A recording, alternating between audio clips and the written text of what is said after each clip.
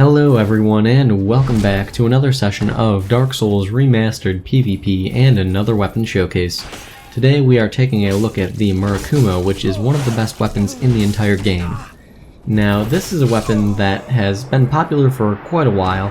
It is one of the best weapons in the game, as I've said, and it's been very popular with the so-called tryhard community, the dueling community, the tournaments. You'll see it very frequently used.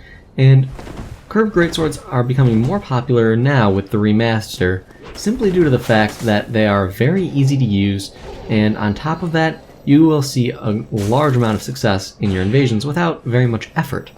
And that's great. Now, let's get started with the basics. This weapon requires 28 strength and 13 dexterity in order to wield.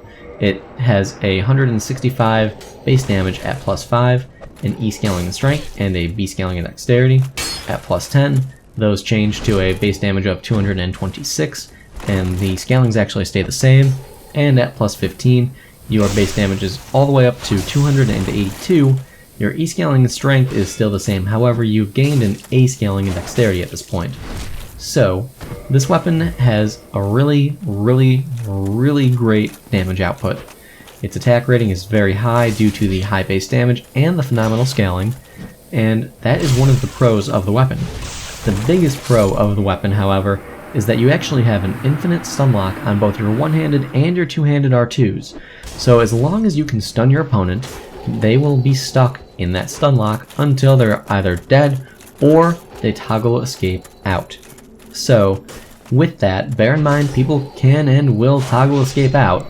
However, it's not overly common to see people doing that in random invasions yet, especially when you run into ganks. You won't see it very frequently.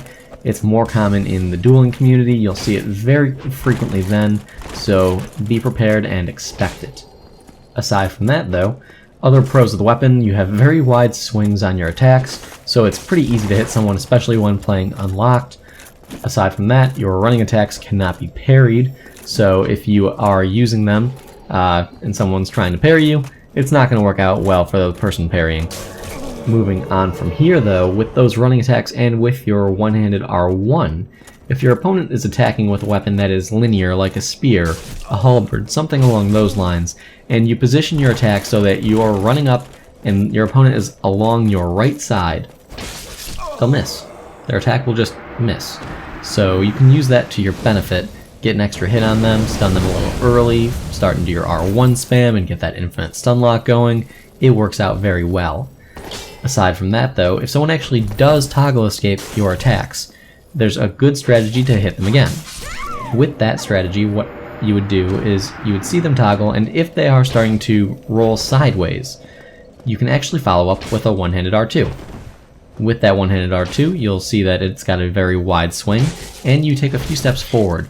With that, there's a very high likelihood you'll be able to get them with a roll catch, or as they've just come up from their roll. So that works out very well in that regard. Now, playing unlocked is something I would definitely recommend doing with this weapon. It's not as good as it used to be, however, and that's one of the cons of the weapon. This weapon used to be a dead angling machine, and it is just not, because dead angles aren't a thing anymore. It is what it is. That is one of the biggest cons of the weapon compared to the original, but you know, we can't do anything about that now. Moving on from here though, the other cons of the weapon, I wouldn't really say that they're a big deal in any way, but they are something that is a little awkward with the weapon, so it's something to keep in mind. So, the high strength requirement is a little bit odd for this weapon. Yes, the weapon weighs 12 units. However, the fact of the matter is, you're investing into 28 strength in order to use this weapon. Unless you go unless you go two-handed only, of course, and then you don't need as high of a strength level. But the one-handed moveset is phenomenal, so why wouldn't you go for it?